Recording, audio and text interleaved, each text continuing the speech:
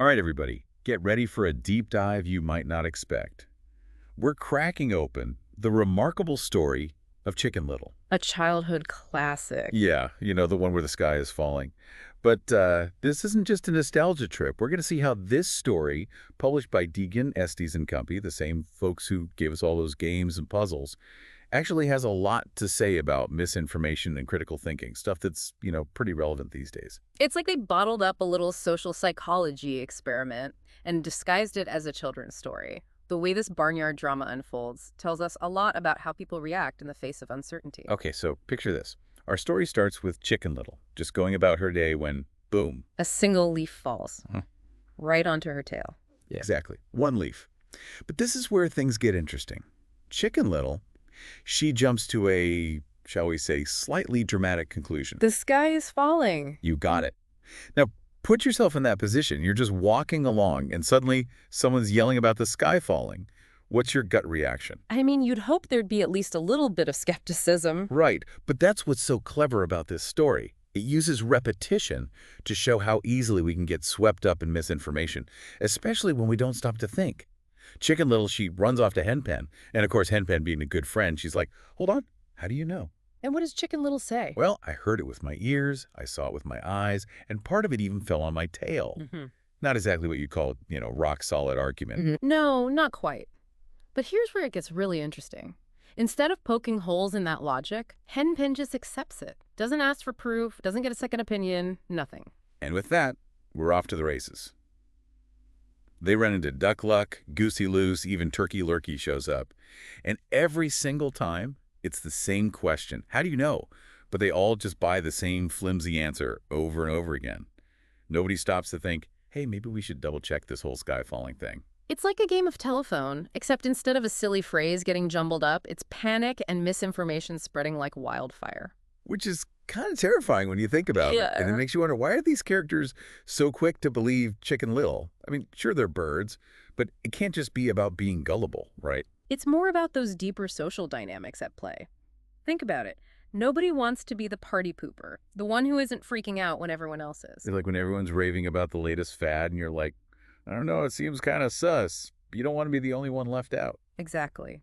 And on top of that, you've got the trust factor. These characters are all part of the same community. They probably hang out, share snacks, whatever birds do. There's an inherent trust there, even if it's misplaced. And let's not forget about the fear of being wrong.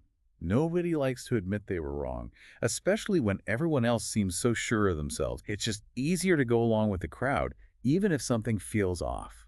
But it's never just about being gullible, is it? This is where the story gets really insightful. Because into this chaos walks our next character, Foxlox. Yeah, he he changes the game a bit. He does, because remember, they're not just running around in a panic. They're looking for a solution, someone to tell them what to do. And Foxlox, he seems to have it all figured out, right? Oh, absolutely. He's the epitome of calm, cool, and collected amidst all this skies-falling hysteria. But here's the thing. He doesn't actually try to calm them down. Doesn't say, hey, maybe it's just a leaf, let's take a closer look. No, he uses their fear to his advantage. Exactly. He plays right into it, tells them to hurry, all of them into his den, safe and sound, away from the falling sky, which, spoiler alert, is not falling. Not exactly the best advice from a supposedly helpful stranger. It's brilliant, though, isn't it, from a storytelling perspective? Because he's giving them exactly what their panicked minds crave. A sense of urgency, a plan of action, a safe haven.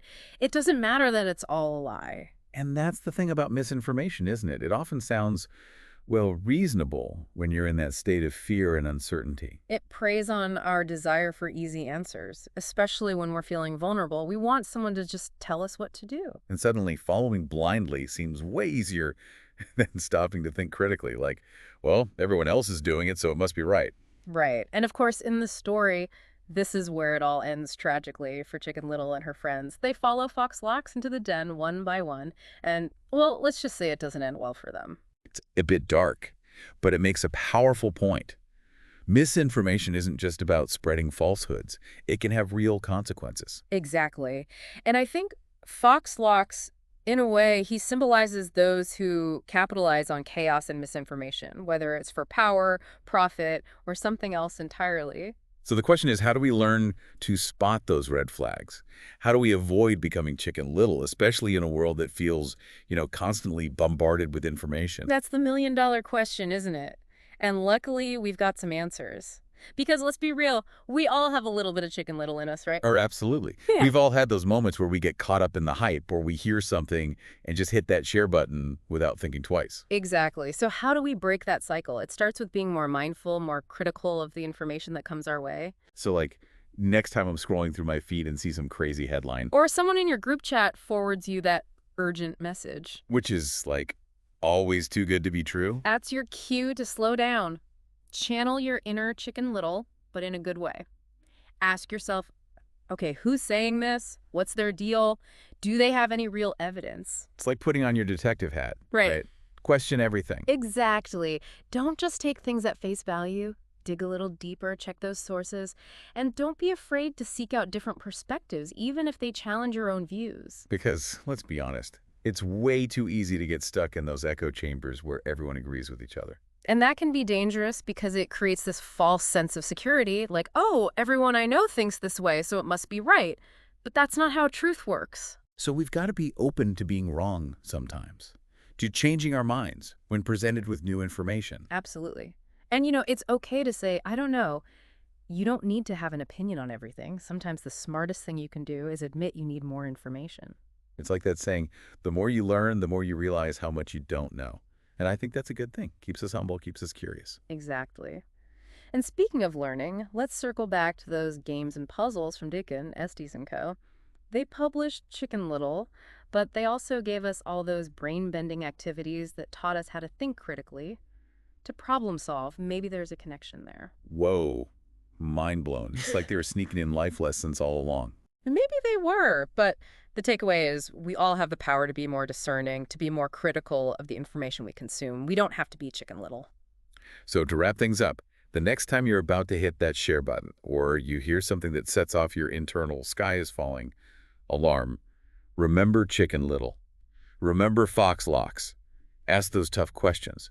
And who knows, you might just save yourself and your friends from ending up as someone else's lunch. Now that's a thought to cluck about. That's all the time we have for today's deep dive into the remarkable story of Chicken Little, brought to you by Degen, Estes & Co. of Boston. Until next time, stay curious, stay critical, and keep those brains buzzing.